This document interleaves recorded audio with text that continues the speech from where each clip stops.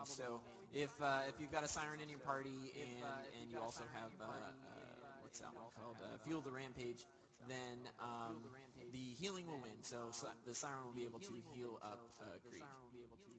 Just real quick, Paul, while I have you here, I got a question earlier that I couldn't answer, so I thought I'd take the opportunity. You guys know the Goliath? So the Goliath he's got a knight helmet on. You shoot him in the head and it explodes, and then a tiny alien head comes out, and it's like 4 feet tall. And the guy he said, "What the fuck?" And I was like, I don't know. What? Why the hell does that happen? That is a really good it's question. awesome. Yeah. No debate. But he was like, "Is there like a reason for that?" I'm like, "Something." Mostly that Who first drew that up? Do you remember? Like that was all Ruben Cabrera as far as the concept. He's our head monster guy. So all the amazing monsters and abilities that these creatures have that are always after you guys are from Ruben. I can't give him enough credit. But he wanted to have that really neat mechanic where if you hit a certain part of him, they would just go crazy and attack anything. And we needed some really strong feedback to let you know that had happened. And he had this crazy idea about the little mini head that was inside the thing. And I was just like, let's just run with that and see how that goes. My favorite is on the wall, like outside one of the design offices. There's some concept art of this guy early in development, and he's wearing a T-shirt with an arrow pointing on the T-shirt right up at the guy's head, and it says "weak spot." It's like so genius. Question, Chris? And I don't know if we shipped that.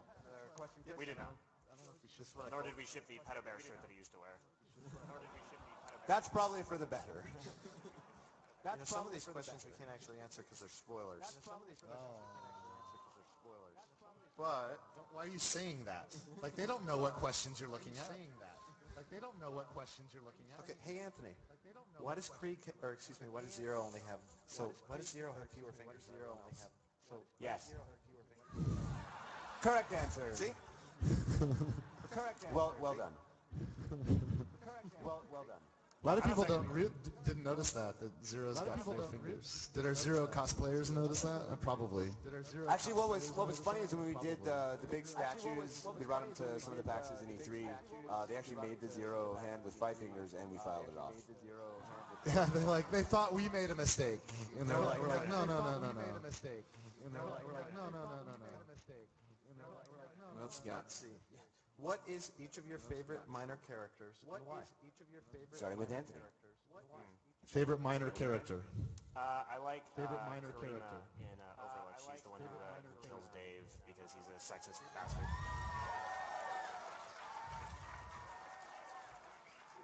I'll say this so Mikey doesn't have to, but Scooter is probably my favorite. Why would I? side guy. I'm not that egocentric. I know you aren't. No, but he really is my favorite. He's also a major character. Thank you. Is that how He's this a goes? fucking main character.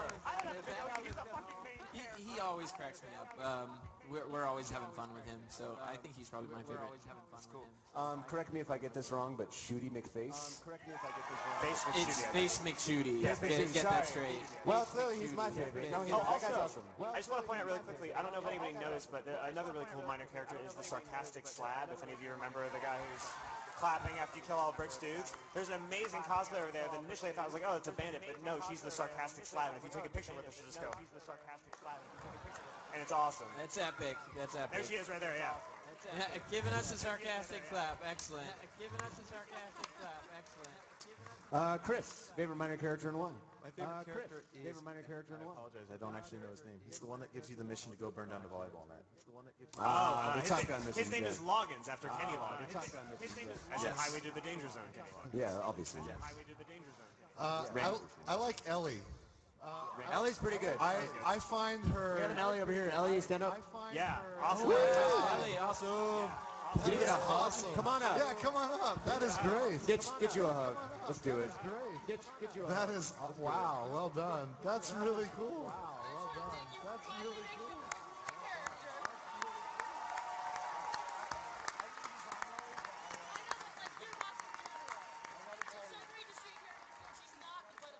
Yes, right. Let me tell you, I love Ellie. I find her confidence and her just zest for life very hot. I find her, she's hot to me. Like, she's hot to me. Like, I do.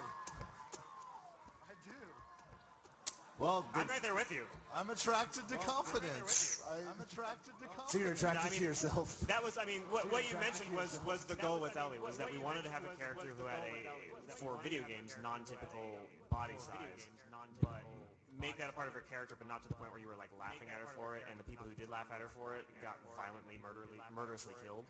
Yeah. Because, I mean, you can sort of tell with a lot of the styles of the female characters we sort of concepted up that, you know, they're far less sexualized than most other sorts of games. And that's something we're really into. Now, on those lines, like, we're 5 dudes up here. There's actually a lot of women at Gearbox that are part of the game making process, and I want there to be more. Anyone who's interested in this hobby, get into the craft. If you have skills, I actually am interested in hiring more and more women to be part of the team, because I think that having diversity of perspectives will help our content be better. And so get good at the craft and join our industry.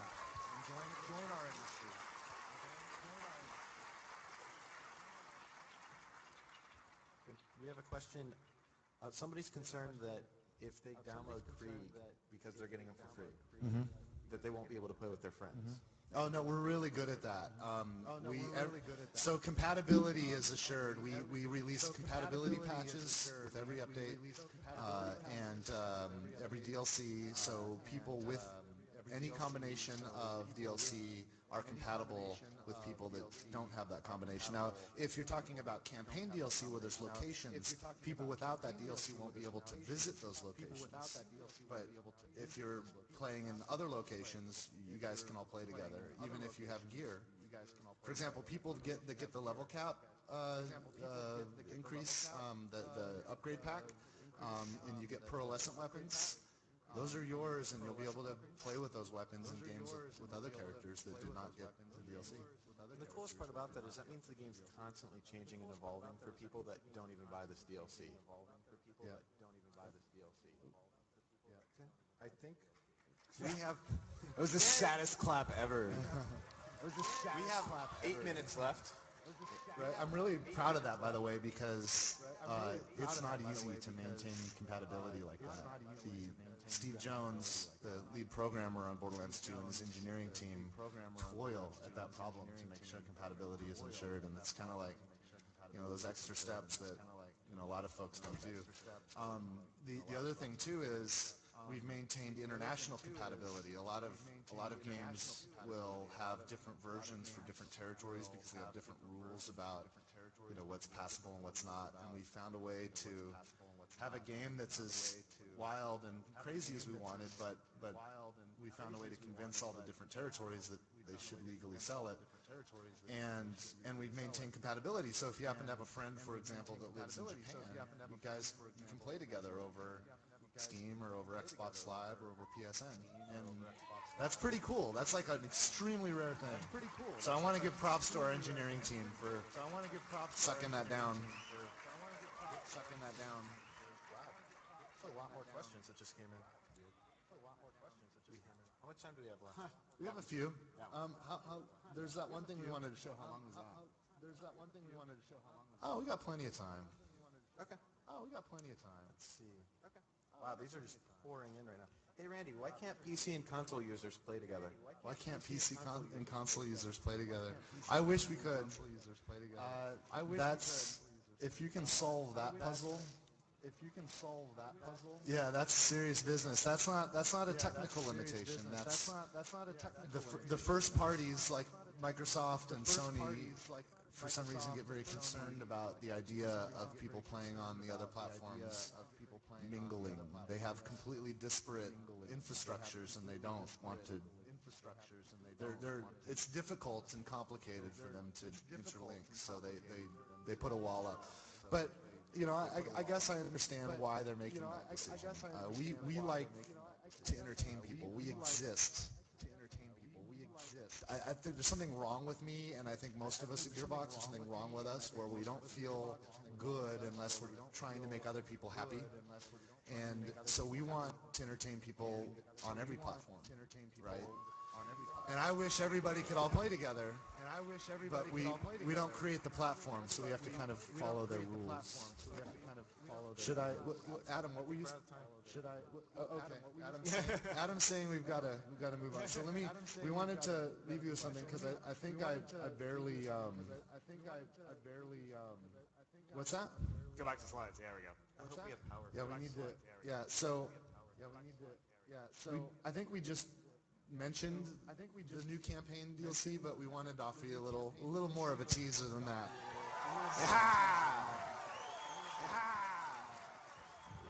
This is probably going to leave you more confused, actually.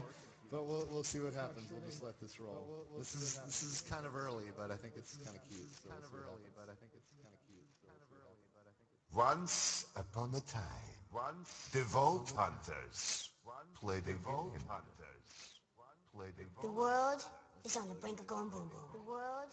This is our most desperate hour. Unless we make a stand here and now. Unless we make a stand here and now. Now. Roll for initiative!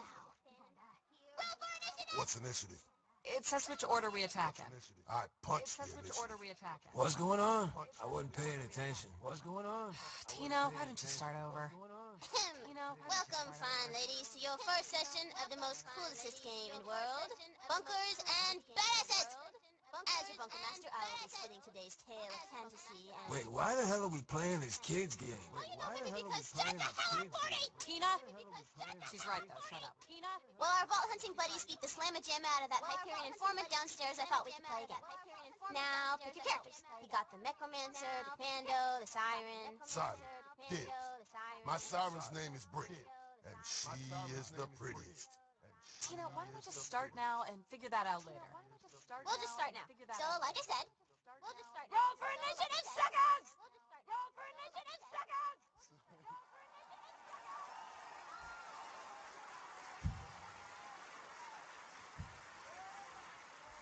We'll leave it to you guys to figure out what the hell that means. The name of that DLC is Tiny Tina's Racism Adventure. What? And guys, I wanted to thank you all for coming. You can follow us on Twitter if you'd like. I'll leave that up. And I think we got a station set up outside where we're going to stick around if some people want us to sign some things. Is that accurate? Sorry, I just want to draw special attention to It's outside. Mr. Paul Helton. I joined Twitter last night. Follow Paul. Follow Paul. It's great. It's on this level, Okay, on the glass wall just outside the door, there's tables. We're going to go out there and we're going to sign whatever you guys want.